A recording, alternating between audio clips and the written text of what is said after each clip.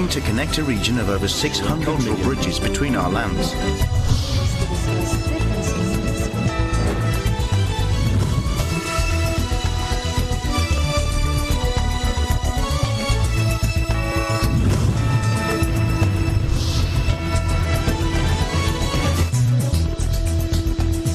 Good evening, I'm Alma Angeles, and you're watching ASEAN in Focus. On tonight's headlines.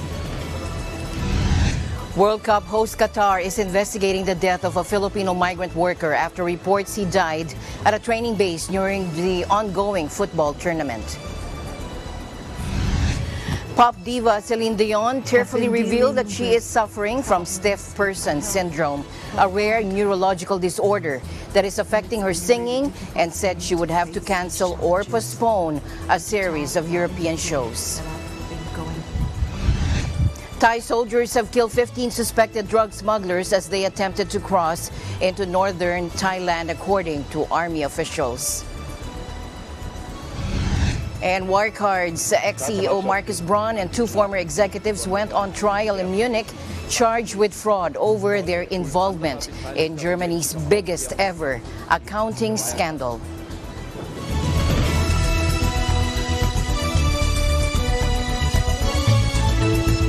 First in our news, World Cup host Qatar is investigating the death of a Filipino migrant worker after reports said he died at a training base during the ongoing football tournament.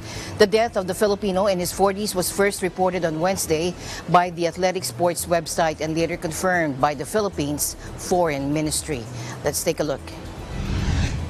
They will remain in contact with the next of kin of the deceased as they work for the earliest repatriation of his remains, according to DFA Deputy Assistant Secretary Gonar Muzor. Texting this to reporters out of respect to the family, she said, "We are not providing more details at this time."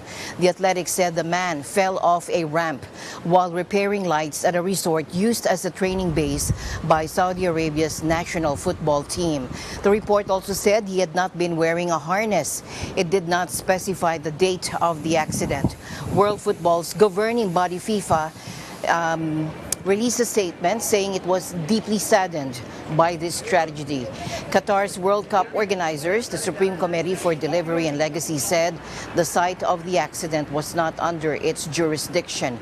The man who died, a contractor, was also not under the remit of the committee, according to a statement. Migrant workers make up more than 2.5 million of Qatar's 2.9 million population, and labor conditions have been strongly criticized, particularly in the lead-up to the World Cup. Last month, Qatari authorities said 414 migrant workers died in labor accidents in the country between 2014 and 2020. Under pressure from international unions, Qatar has undertaken labor reforms that have been praised. These include introduction of a minimum wage of 1,000 rials or $260 and restriction of hours in which workers can go out in extreme heat. In other news, the public are advised to take precaution against hand, foot, and mouth disease, or HFMD, amid the increase in cases reported in Metro Manila and some parts of the country. Infectious disease expert Dr. Rodjean Solante said parents should make sure their children regularly wash hands as a preventive measure, since there are no medical treatment nor vaccine against HFMD. Take a look. Medyo kalat na itong hand, foot, and mouth disease, no? Actually, nag-start yung outbreak na ito last October sa San Pascual, Batangas, no? At affected dito are 105 cases. At kadalasan dito ay mga bata, age 1 to 16 years old. And then last November 2022, ito naman doon sa Albay na nakitaan na around 540 cases. From October to December, naitala na rin, no? Around 155 cases. And majority are those less than 11 years old. So ibig sabihin, medyo kalat na itong hand, foot, and mouth disease. At hindi natin masabi na kung anytime baka mag-declare tayo ng outbreak dito, especially kung maraming regions ang apektado nito. Ang hand, foot, and mouth disease ay isang infection na caused by virus, no? Dalawang klaseng virus yan, no? Yung Coxsackie A6 and enterovirus A71. ito mga virus na to ay tumitira doon sa bituka ng infected person. So ibig sabihin, naidodumi nila to. So paano na to nakuha ng mga bata is pag humahawak sila ng mga bagay na contaminated doon sa mga dumi ng mga infected individual, tapos hindi sila naghuhugas ng kamay, pwede nilang makain or paghawak nila ng pagkain, pag-inom ng tubig. No? Pangalawa, pwede rin silang yung mga respiratory secretions ng mga infected. Pwede nilang mahawakan yan at hahawakan nila yung bibig nila, hahawakan nila yung mata nila. At yung pangatlo, yung hahawakan mo yung mga skin lesions, no? Yung mga mismo, kung ano itong mga rashes na nakikita dito sa bibig, dito sa talampakan, at mismo na sa katawan. At kadalasan dito, mag-umpisa ng lagnat, panghihina sa katawan, at yung iba, nagiging komplikado dahil pwedeng mayroong komplikasyon dito sa brain, no? Brain infection, tawag natin yan, is encephalitis or meningitis. Walang immunity ang infection, no? Especially with HFMD. Pwede lang siyang maging immune for the next few months, no? Pero after na mag-develop siya ng antibody, yung antibody kasi niyan, pag nagka-infection ka, hindi rin lifelong.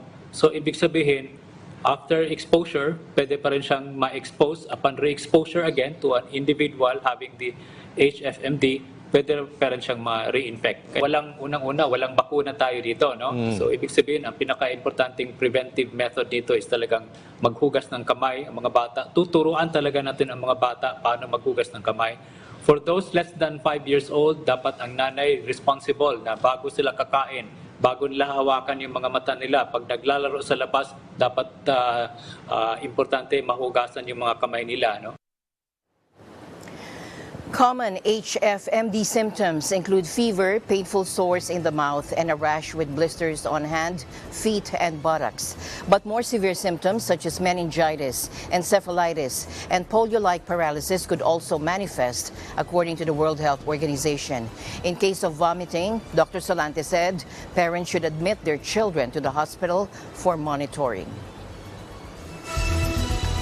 In tonight's other news, pop diva Celine Dion tearfully revealed that she is suffering from stiff person syndrome, a rare neurological disorder that's affecting her singing, and said she would have to cancel or postpone a series of European shows. In a 5-minute video posted on Instagram in French and English, a clearly emotional Dion said she had been dealing with health problems for a long time now. Take a look. I've been dealing with problems with my health for a long time. And it's been really difficult for me to face these challenges and to talk about everything that I've been going through. Recently, I've been diagnosed with a very rare neurological disorder called stiff person syndrome, which affects something like 1 in a million people.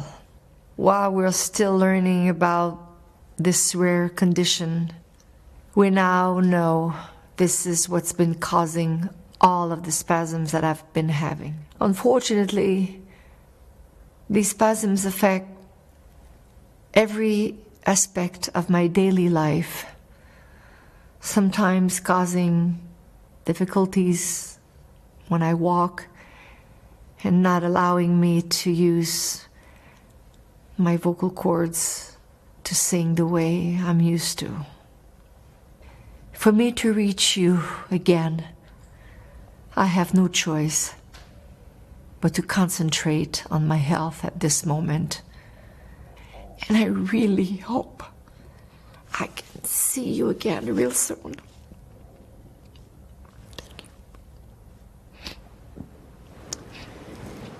Now, she first mentioned the spasms when she delayed her European tour earlier this year. Stiff person syndrome, or SPS, causes muscle stiffness as well as spasms, normally between the ages of 30 to 60. The symptoms can remain stable in some cases, but get progressively worse in others. According to the U.S. National Institutes of Health, it affects twice as many women as men. If left untreated, SPS can potentially lead to difficulty difficulty walking and significantly impact a person's ability to perform routine daily tasks. Although the exact cause of this syndrome is unknown, it's believed to be an autoimmune disease and sometimes occurs with other autoimmune diseases.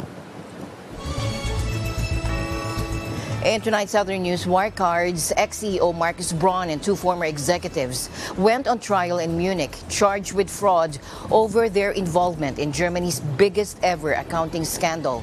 The mammoth court case comes 2.5 years after digital payments firm Wirecard collapsed in spectacular fashion after admitting that $2 billion or 1.9 billion euros missing from its accounts did not actually exist. Take a look. Die Staatsanwaltschaft wirft den Angeklagten insbesondere einen gewerbsmäßigen, bandenmäßigen Betrug vor, der Ausgangspunkt der auch der weiteren Straftaten gewesen sein soll. Darüber hinaus noch eine unrichtige Darstellung, zudem noch eine Untreue sowie falsche Ad-hoc-Mitteilungen. Diese Linie sind wir die ganze Zeit auch fortgefahren und dementsprechend haben wir uns auch vorbereitet auf den Prozess, dass es da um die Sache natürlich nochmal gehen wird. Darstellung seiner eigenen Schuld, Darstellung Schuld anderer Beteiligter und letztlich auch Aufklärung des ganzen Systems der Wirecard. Meanwhile, Chancellor Olaf Scholz, who was finance minister at the time of Wirecard's implosion, described the scandal as unparalleled in Germany's post-war history. The first day of the keenly anticipated trial, held in a high-security courtroom inside the sprawling Stadelheim prison complex, mainly consisted of the prosecution reading out the 90-page indictment. Austrian-born Braun, in custody since July 2020, appeared in the dock wearing his trademark dark turtleneck under a suit jacket. The 53-year-old spoke only to confirm his personal details and appeared to be following the proceedings intently. Mr. Braun has been charged with commercial gang fraud, breach of trust, false accounting, and market manipulation. He denies the allegations and claims to be a victim of the fraud, painting Wirecard's fugitive former chief operating officer, Jan Marsalek, as the mastermind. Marsalek, a shadowy figure with ties to foreign intelligence services, was reported earlier this year to be in hiding out in Russia. Braun's co-defendants are ex-accounting boss Stefan von Erfa and Oliver Bellenhaus, the former head of Wirecard's Dubai subsidiary. Bellenhaus has admitted wrongdoing and will act as a key witness for the prosecution. If found guilty, the trio risk lengthy prison sentences. The complex trial is expected to last well into 2024.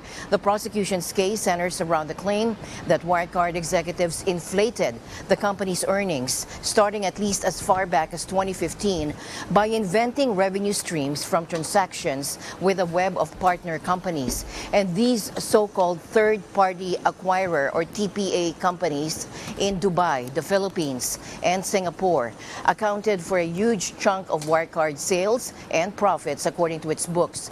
But all the accused knew that the revenues from these TPA businesses didn't exist, the indictment said, adding that the defendants used forged documents to hide the trickery.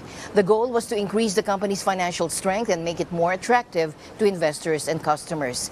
Braun's defense lawyer, Alfred Derlam, is expected to argue on Monday that the business dealings with partner companies were real.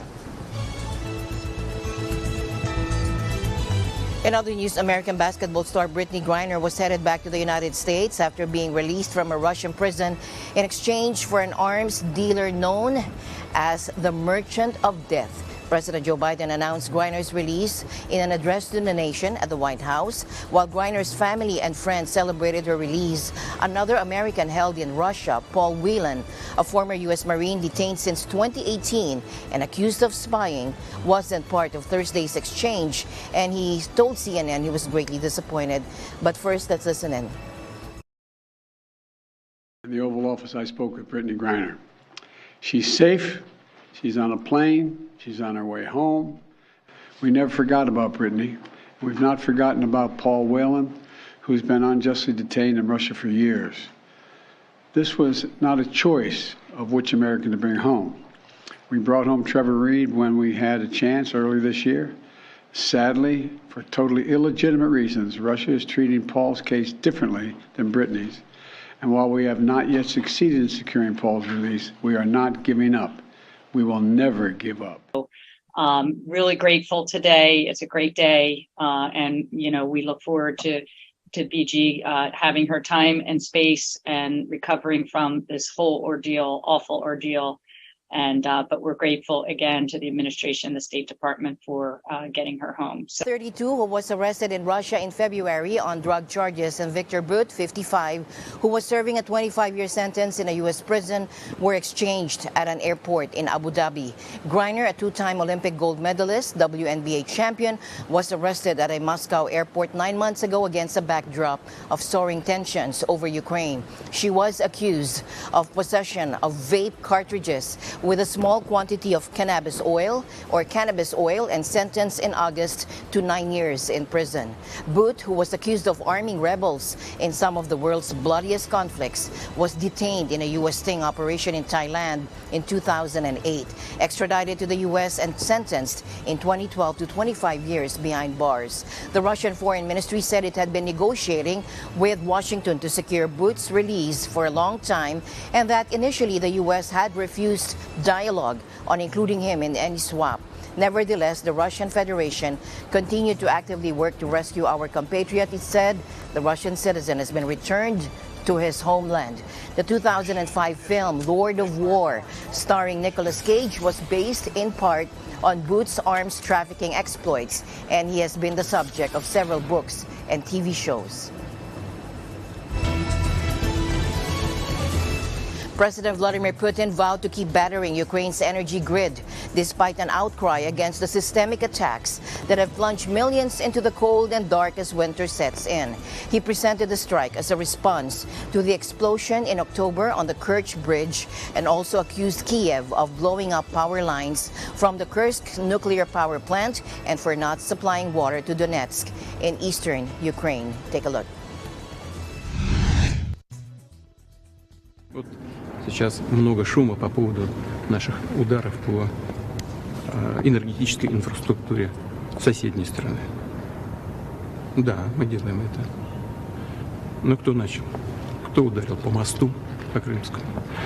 Стоит нам только пошевелиться, что-то сделать в ответ. Шум, гам, треск на всю Вселенную. Это не будет нам мешать выполнять боевые задачи.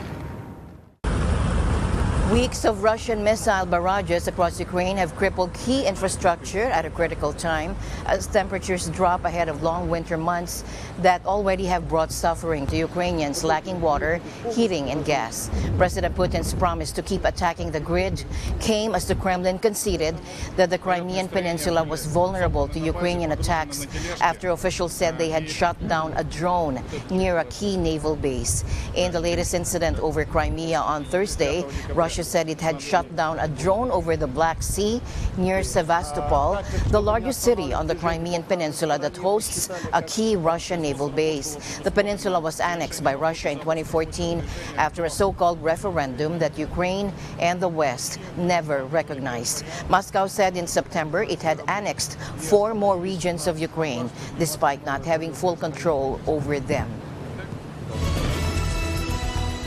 In other news, Thai soldiers have killed 15 suspected drug smugglers as they attempted to cross into northern Thailand, according to army officials. The altercation took place near the Golden Triangle, where Thailand, Myanmar, and Laos meet, which has long been a hub for smuggling despite repeated crackdowns. The soldiers encountered a group of suspects carrying backpacks Wednesday evening and ordered them to stop. But they instead opened fire, according to the Pamwang Task Force, the military unit in charge of security in Thailand's northern border provinces. A firefight ensued for about 10 minutes, according to the Thai agency. Now, no soldiers were wounded.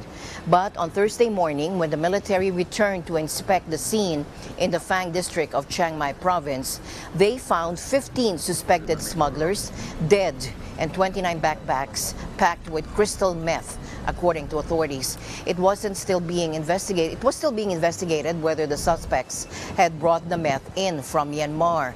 The route is a common one for drugs being smuggled into Thailand.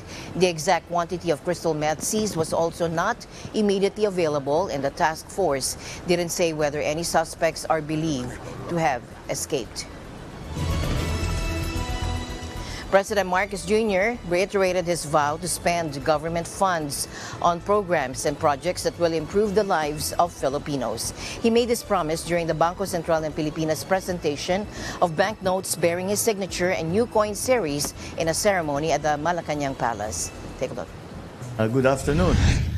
It is my pleasure to be with you today as you present the Philippine banknotes bearing the signature of yours truly. And I suppose that it really truly is official. When your signature is on the banknote, then there's no getting around it. They have really elected you president. And Governor Medalla, I will hold you to your promise that the value of the peso will continue to be strong. In particular, the issuance of this new polymer banknote is smarter, cleaner, stronger, and is truly worthy of acknowledgement. Among the key features of the new banknotes are its more durable, hygienic, and cost-effective qualities. It also has distinct designs and security features consistent with the principles of currency integrity, social relevance, efficiency, aesthetics, and having a unified theme, with its production causing less environmental impact due to having a smaller carbon footprint and lower water and energy uses. It is designed to last longer than the usual currencies, paper currencies, so that we can have significant savings on printing, distribution, and replacement costs in the long run. Be assured that it is the policy of this administration to ensure that every peso and every centavo that the government spends in its programs and projects will be to the benefit of all Filipinos. The polymer banknotes are less susceptible to viral and bacterial transmission and can be sanitized with less risk of being damaged, according to the BSP. They also have a smaller carbon footprint, as their production requires less water, energy, and other resources. It can also be recycled into other useful forms, such as compost bins, building components, furniture, and other household products. The new banknotes last 2.5 or 2.5 to 5 times longer than paper banknotes, given their resistance to water, oil, dirt, and general wear and tear. Now, one of the benefits of the RCEP agreement is the reduction or elimination of import tariffs for products eligible for preferential tariffs treatment. Let's learn more from this video. Take a look.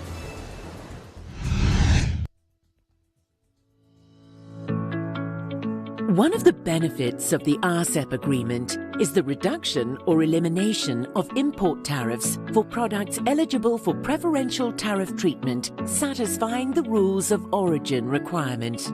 To know your product's import tariff, you first need to identify its tariff classification, or HS code.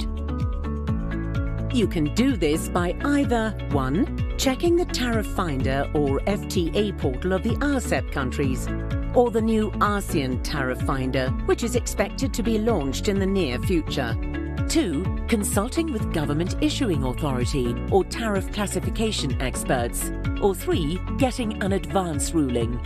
Let's take a look at an example. Carolina is from the Philippines and planning to import rear-view mirrors from Vietnam. Based on the tariff schedules, Carolina will be charged with 20% duties for the first 3 years. But Carolina can enjoy a cheaper tariff from year 3 onwards. It is worth noting that some countries in the RCEP have the same tariffs for products imported from any RCEP countries. These countries only have one tariff schedule for the other 14 countries. This means that if you are importing a product into these countries from any RCEP country, you will be charged the same tariff. Other countries charge different import tariffs depending on the product's origin. These countries have more than one tariff schedule. This means you may pay different tariffs if you are importing honey into Indonesia from China or from Thailand. On the other hand, Singapore has made commitments to bind its zero tariffs under RCEP. If you are importing into any ASEAN member states, you should look at the schedules for ASEAN member states. Let's look at another example, where all goods and materials are eligible for the preferential rate under RCEP. Meet Grace, an entrepreneur based in Singapore producing packaged food. She imports mangoes from Thailand and sugar from China, processing them as dried mangoes to export to countries including Indonesia, Japan, and Cambodia. Since Singapore does not charge import duties, Grace can import the mangoes and sugar duty-free. But when exporting to Indonesia, Japan, and Cambodia, Grace's dried mangoes are subject to different tariffs. After finding the tariff classification for the product in these countries, Grace learns that her dried mangoes are subject to 20% import tariffs in Indonesia, 7% in Cambodia, and 0 in Japan. When importing into RCEP countries, always check the RCEP agreement and find out if and how you can enjoy reduced tariffs. See you in our next video. As my usual habit, I'd like to end the day on a positive note. Let's encourage and build each other up so that no one is left behind. And that's it for tonight's broadcast of ASEAN in Focus. I'm Alma Angeles, reminding you to stay in the news because we live in extraordinary times. Good night.